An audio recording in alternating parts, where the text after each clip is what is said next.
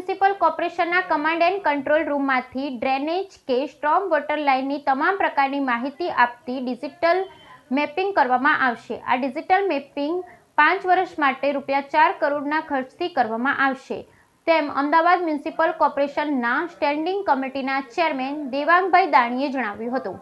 Command and control રૂમની અંદરથી કોઈ પણ ડ્રેનેજ લાઇન હોય અથવા તો સ્ટ્રોમ વોટર લાઇન હોય એ કેટલા લોડ સાથે પાણીના વહન સાથે જઈ રહી છે એનો અંદાજ આવશે. તદુપરાંત જ્યારે આને વાત કરવામાં આવે ડિજિટલ કરવાથી ભવિષ્યની અંદર એનું આપણે વાત કરીએ કે એ લાઇન કોઈને જોવી હોય અથવા તો મેટલ ડિટેક્ટરની જરૂર નહીં પડે, એને શોધી શકાશે.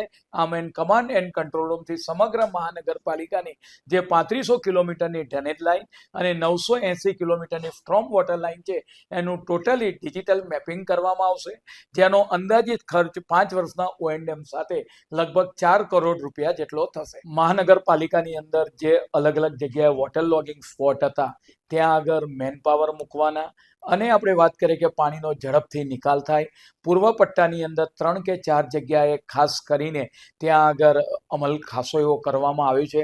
પરિણામે કાલે 6 ઇંચ જેટલો 3 થી 6 ઇંચ જેટલો જે વરસાદ પડ્યો એ રાત્રિના સમયે મોટાભાગે આનો નિકાલ થઈ ગયો હતો. તદુપરાંત આપણે વાત કરીએ કે મણિનગરમાં જે અંડરપાસ બંધ કરવામાં આવે તો દક્ષિણી એ પણ સવારની અંદર એ અંડરપાસ પણ ચાલુ થયો હતો.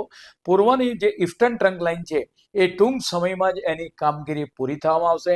પરિણામે જે રીતે નરોડાની અંદર વરસાદી પાણી ઝડપથી નિકાલ થાય છે એવી જ રીતે આવનાર સમયગાળા દરમિયાન વસ્ત્રાલ, ઓઢવ, નિકોલ આવો જે વિસ્તાર છે પૂર્વનો પટ્ટો ત્યાં આગળ મોટે ભાગે સ્ટ્રોમ વોટરની જે સમસ્યા છે આ સમસ્યામાંથી છુટકારો મળશે. AMTS જે પણ કોઈ એજન્સીની બસ હશે તેના પર પણ એક્શન લેવામાં આવશે, એજન્સી પર પણ.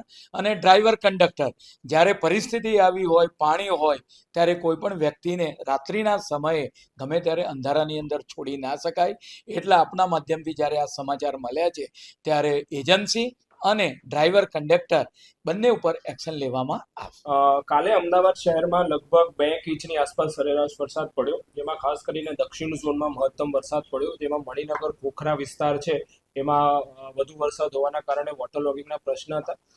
આ વખતે અમદાવાદ મ્યુનિસિપલ કોર્પોરેશને જે AI પદ્ધતિ છે એના કારણે આપણે એક પ્રિડિક્ટિવ મોડલ ઉપર ગયા હતા, જેના કારણે આપણે IMD સાથે જે આપણને ડેટા મળે છે એના આધારિત આપણે અનુમાનિત કર્યું હતું કે કયા વિસ્તારોમાં વધુ વરસાદ પડશે. એટલે આ વખતે જે આપણા ઇક્વિપમેન્ટ હોય છે એ ઇક્વિપમેન્ટનું મેપિંગ આપણે એ રીતેનું કર્યું હતું. એટલે દક્ષિણ ઝોનમાં આ વિસ્તારમાં જે આપણે વરુણ પંપો હોય છે અને બીજા જે ઇક્વિપમેન્ટ હોય છે એ ત્યાં આપણે આગોતરા જ આપણે ડિપ્લોય કર્યા હતા, જેથી વોટર લોગિંગનો પ્રશ્ન ઝડપથી સોલ્વ થઈ શકે. વધુ વરસાદ હોવાના કારણે શરૂઆતમાં વરુણ પંપ, કારણ કે લાઈન ખાલી ન હોવાના કારણે આપણે ડિસ્ચાર્જ નતા કરી શકતા, પણ એક વખત લાઈન ખાલી થવા એટલે વરુણ પંપ આપણે ડિપ્લોય કર્યા હતા.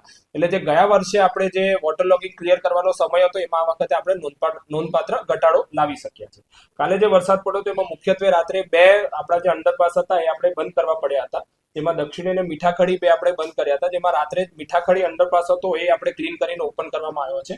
અત્યારે હાલમાં દક્ષિણી અંડરપાસ છે એ બી સાફ સફાઈ કરીને મોટરેબલ કરીને વ્હીકલની મુવમેન્ટ અત્યારે ચાલુ થઈ ગઈ છે. એના સિવાય જે નાના મોટા પ્રશ્ન છે એમાં લગભગ 4 ઝાડ પડવાની ફરિયાદો હતી, વરસાદી પાણીના નિકાલની 72 જે વોટર લોગિંગની હતી ફરિયાદો હતી એ છે, રોડ સેટલમેન્ટની 3 ફરિયાદો હતી, ભયજનક મકાનની 1 અને બ્રેકડાઉનની 3 હતી. એ પૈકી અત્યારે મહત્તમ કામગીરી અત્યારે પૂર્ણ કરવામાં આવી છે. એમાં ઝાડ પડવાની જે ફરિયાદો છે એવી 2 ફરિયાદો બાકી છે, અત્યારે ટીમ કામગીરી ઉપર છે ને પૂર્ણ કરવામાં આવશે. બ્રેકડાઉનની 3 ફરિયાદો છે, આજે સાંજ સુધી કરશું, કારણ કે બ્રેકડાઉન એક મેજર પ્રશ્ન હોય છે.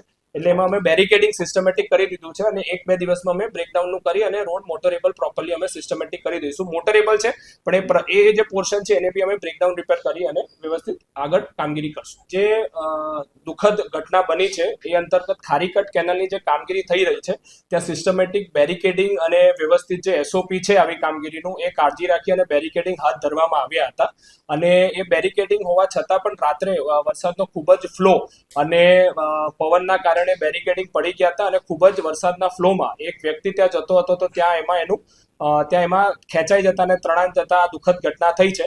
એમાં પ્રોપર SOP કર્યા હતા અને એમાં અમે જે રિપોર્ટમાં અમે કમિટી પણ નીમશું અને આગળ જે બી રિપોર્ટમાં તથ્ય આવશે એના આધારે અમે આગળ કાર્યવાહી હાથ ધરશું. આપણે જે 147 જે વોટર લોગિંગના સ્પોટ છે ત્યાં દરેક જગ્યાએ આપણે એક મેન પાવર ડિપ્લોયમેન્ટ કર્યું છે. એટલે દરેક જગ્યાએ મેન પાવર ડિપ્લોયમેન્ટના નંબર બી આપણે કાઉન્સિલર લેવલે, મીડિયા લેવલે, સોશિયલ મીડિયાથી કર્યા છે, જેથી લેબર આવા વોટર લોગિંગના સ્પોટ હોય ત્યાં હાજર હોય એટલે આવી રીતનું કોઈ પણ વેહિક્યુલર મુવમેન્ટ થતી હોય તો ના થઈ શકે. સાથે સાથે આપણે અગાઉ થોડાક ટેકનિકલ ઇસ્યુ હતા પણ કાલે બધી જ જગ્યાએ જે ઓટોમેટિક બૂમ બેરિયર આપણે લગાડ્યા છે અંડરપાસમાં એ બી 1.35 ફૂટે ઓપરેશનલ હતા.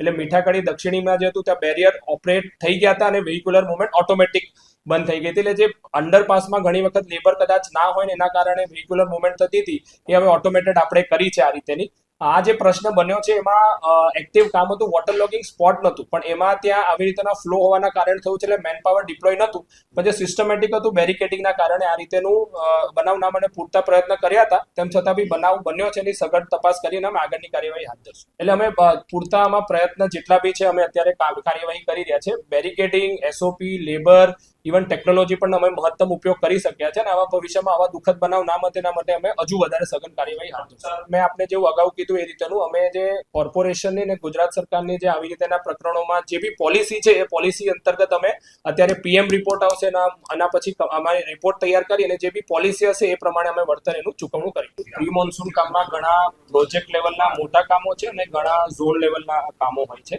એમાં પ્રોજેક્ટ લેવલના આપના માધ્યમથી જે ઈસ્ટર્ન વેસ્ટર્ન ટ્રંક લાઇન છે એની કામગીરી છે. ઈસ્ટર્ન ટ્રંક લાઇનની 30 શોની જે ડેડલાઇન હતી એ મુજબ કામગીરી પૂર્ણ થશે. એમાં ઝોનલ લેવલે જ્યાં જ્યાં બી પૂર્વ, દક્ષિણ અને ઉત્તર જગ્યાએ જ્યાં જ્યાં વોટર લોગિંગના છે એને નેટવર્કનું કનેક્શન કરી અને ત્યાં વોટર લોગિંગનો પ્રશ્ન સોલ્વ થઈ જશે. વેસ્ટર્ન ટ્રંક લાઇનમાં થોડા ટેકનિકલ ઇસ્યુના કારણે 20-25 દિવસ હજુ એટલે લગભગ 25 જુલાઈ સુધી એની કામગીરી પૂર્ણ થશે. એટલે જે આપણા ત્યાં નવા વિસ્તારો છે, ધારો કે શેલા છે, બોપલ છે, ગુમા છે, ત્યાં બી જે વોટર લોગિંગના પ્રશ્ન છે એ પૂર્ણ કરવામાં આવશે. આની સાથે સાથે બીજી પ્રી મોન્સૂન એક્ટિવિટીમાં ડીસિલ્ટિંગની છે, CCTVની છે, એની જેટલી બી આ વખતે કામગીરી થઈ છે એનું ડેટા હું આપને આપી દઈશ. ઝોન લેવલે ઘણી મોટી માત્રામાં રિહેબ છે બધી કામગીરી થઈ છે અને એનો આ વખતે ઘણો સારો પ્રતિસાદ મળ્યો છે કે વોટર લોગિંગ જે અગાઉ વધારે સમય લેતો તો આ વખતે આપણને પોઝિટિવ રિસ્પોન્સમાં ઓછા સમયમાં પાણીનો નિકાલ થયો.